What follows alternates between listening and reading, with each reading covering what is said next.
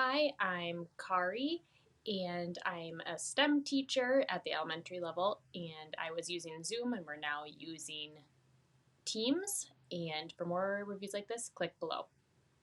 These products obviously solve issues for when we had to transition to distance learning. That was huge. We are still using them for our large group meetings as staff or when we can't physically get together for meetings as specialist teams. So we use the software a lot for meetings and with our students if they end up distance learning or need to call into school when they're at home. And then we also are using them for parent teacher conferences or any other big gatherings that need to be presented virtually online instead of in person when it's come to that.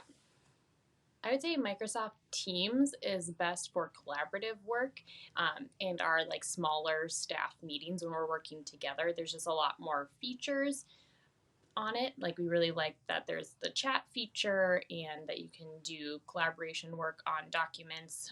It just has a lot more collaborative features for our team meetings. Zoom has probably been best for using with our families for parent teacher conferences, just because I feel like we can set up our own room link and can change the security settings. And I feel like more families have been more familiar with Zoom. Um, but then also Zoom has also been great for if we have large meetings for like our whole school. So instead of like smaller meetings, it has worked well for like the large meetings when there's like 100+ people that have to tune into a presentation.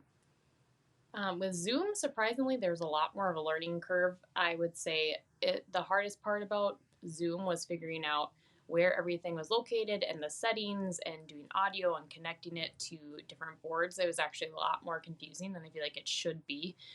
Once you got the hang of it, though, it wasn't too bad. But since we're working with so many students and parents and grandparents, the learning curve was hard, and like some people not always knowing how to access the links and how to get into the call.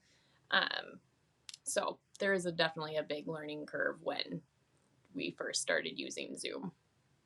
When looking for this type of software, we really want it to be able to be easily shareable with our students and our families so that they can easily find it, click link, and that they're in, and that security settings can be easily set at a school. Having high security and things is really, really important.